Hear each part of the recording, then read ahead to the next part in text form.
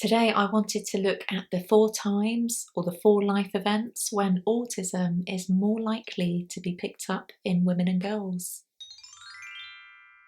So we know that when compared to boys, there are very few girls that are diagnosed with autism in early childhood. And this study suggests that up to 80% of autistic girls will remain undiagnosed by the time that they're 18. And there are, of course, various reasons for this. And it's really about outdated ideas of what autism is, how it presents, and particularly how it presents in girls when compared to boys. So because of this, it means that girls are way more likely to be misdiagnosed with other conditions, which means that they are very likely to receive inappropriate care and inappropriate medications actually. So it's really important to shine a light on autism in women and girls so that we know what to look out for, both in terms of ourselves and other people. So if autism isn't picked up in a young girl, the next occasion where it might be a little more obvious that they're showing signs of being autistic is in puberty. So puberty is a massive life event for any child out there, but when we think about autistic girls, the challenges that they face can be really quite overwhelming. Puberty is a massive transition, both in terms of the mind and the body, and we know that many autistic people really struggle with transitions, but when we think about transitions, they're often kind of external events to us, aren't they? And that it's about how we respond to these kind of external events or external stimuli. But when we're going through puberty, of course, the transition is involving our inner being and our body. And very often we come to rely on our body for a sense of safety. It's something that's always the same and it provides some level of consistency to us. But when our body is going through a transition in itself, it can be really quite overwhelming and really confusing for an autistic girl. And with puberty comes periods, and periods can be just an absolute nightmare of a thing for any child out there to have to deal with. But when we think about autistic girls, they may well already be struggling with various sensory issues, and of course, periods will only compound this further. And of course, periods are really painful, aren't they, for many of us? So that in itself is an extra sensory challenge. And of course, there are additional hygiene requirements, and this alone calls for us to be sort of way more organised about our lives. And at a time when you're really struggling in many other ways, this can be really overwhelming. So, of course, puberty is a really significant life event where autistic traits will become really heightened in many autistic girls. I think it's the case of any hormonal change that we go through in life, it can really exacerbate how we're feeling. And it also has to be said that the idea of becoming a woman can be a profoundly distressing time for many autistic kids, and they may well have some struggles or confusion around their sexual identity. And we know that autistic people are more likely to fall under the LGBTQ plus umbrella, and also they may have some struggles around their gender identity. And I found this study really interesting, and it suggests that autistic people are up to 6 times more likely to identify as trans, non-binary, or otherwise gender diverse. Similarly, with autistic girls who have experienced SA in childhood, the very idea of becoming a woman can be a profoundly difficult experience. And it can lead to all sorts of issues around EDs, etc. And I'm sorry I have to give so many acronyms here. It's, difficulties with YouTube, really. Life event number 2 is pregnancy and childbirth. And the very thought of pregnancy is just a massively profound thing, isn't it? And as with puberty, it's another instance of a massive transition on the body. And again, it's a situation where we lose the comforts almost of understanding our body, in that it's very nearly always the same. It's something that we come to rely on as being very consistent. But having a whole new being growing inside of your body would cause many issues for many autistic women. And I think it's a time actually when autistic women would be able to look at other women or neurotypical women who are also going through the experience, but really recognizing that there's some profound differences going on in how they're responding to the experience, really. And this could be in very many ways. It could be in terms of sensory issues, and all of these hormonal changes can cause real differences in how you're feeling and mood, emotions, etc. And the autistic pregnant woman may well have different pain thresholds to her neurotypical peers, so she's left wondering as to why that is. And we know that autistic people are less able to access or to ask for additional supports in terms of healthcare, so they could be left in quite a frightening place, really, where they don't fully understand what's happening to them or their body, and that in itself is going to be really distressing, isn't it? So it comes as no surprise to me when you consider all of this and more, that many autistic women come to realise that they're autistic through either pregnancy or childbirth. And I should point out actually as well that autistic women are more likely to suffer with both prenatal depression and postnatal depression. So this of course is something that we really need to be aware of. Life events number 3 is parenthood.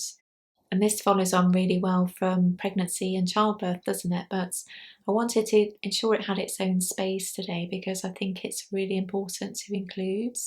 And first up, as a disclaimer, I'm not a mum, so I'm going to go on research today, as well as actually some anecdotal stories that I've had come up time and time again actually on my YouTube comments. But having a child is such an enormous, profound experience for anybody, isn't it? But we know that autistic people will have very many additional challenges in terms of looking after a child.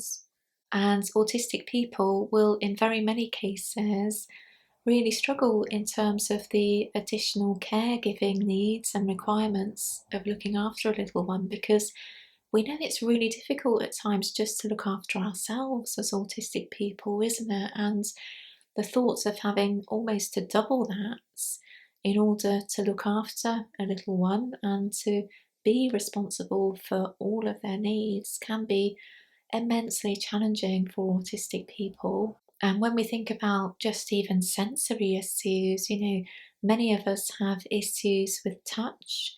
And of course, a little baby is going to need to be held for all of its needs, really. It needs to be held for feeding, and babies need to be loved and cuddled. And if you're already sensitive to touch, that of course is going to be difficult, isn't it?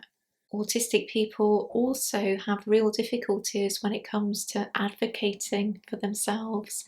And when we consider, if we have children, we've therefore got to navigate the school system and the healthcare system as well. And many of us struggle with transitions as well. And if we're now responsible for another human being, with that comes a whole new set of transitions in the form of dealing with new people, dealing with other children, and dealing with new environments. So it comes as no surprise to me whatsoever that many autistic women will come to realise that they're autistic as a result of having a child.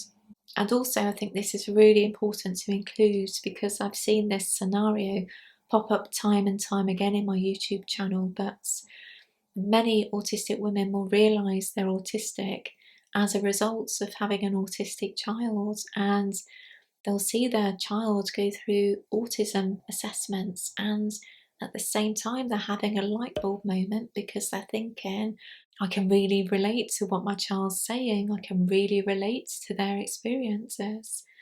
So does this mean that I am autistic too?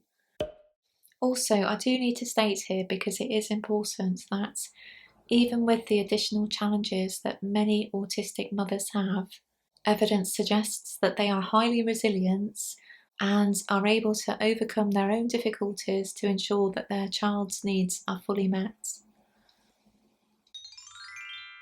So the fourth life event where it's more likely that autism will be picked up in women is perimenopause.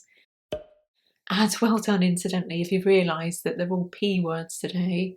And boy, this one really resonates for me, and I think we need way more discussion on perimenopause and menopause and how it can be just so difficult for autistic women.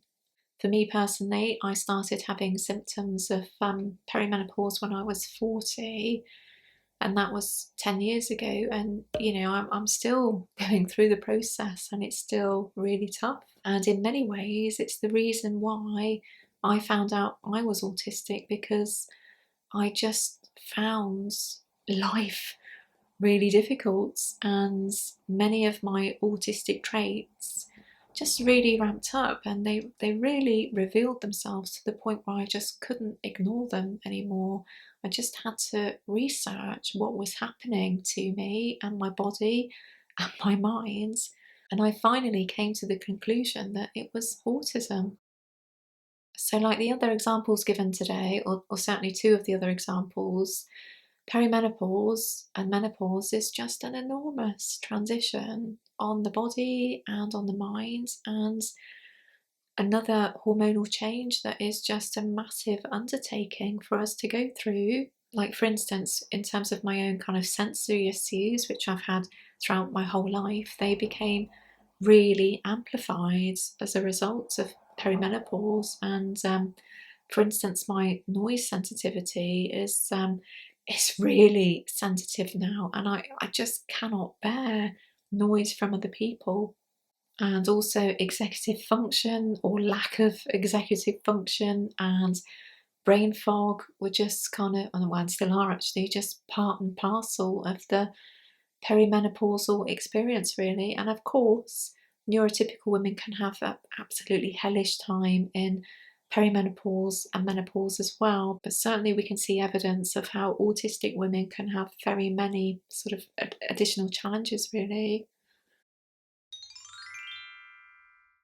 HRT for me has been really useful, but it's certainly not perfect, and I still struggle with many symptoms. But HRT just isn't appropriate for everybody, and like many areas, there's a real disparity in terms of healthcare and support services within the UK and around the world. So it really is a bit of a lottery as to whether you're able to access HRT, and also trying to access good and robust information about HRT and menopause as well is really challenging, because we know that autistic women are less able to ask for support, and particularly talking to their GP may well be a struggle. So they may well be more inclined to seek out information and supports online, but of course we don't know what quality of information or support they're getting there. So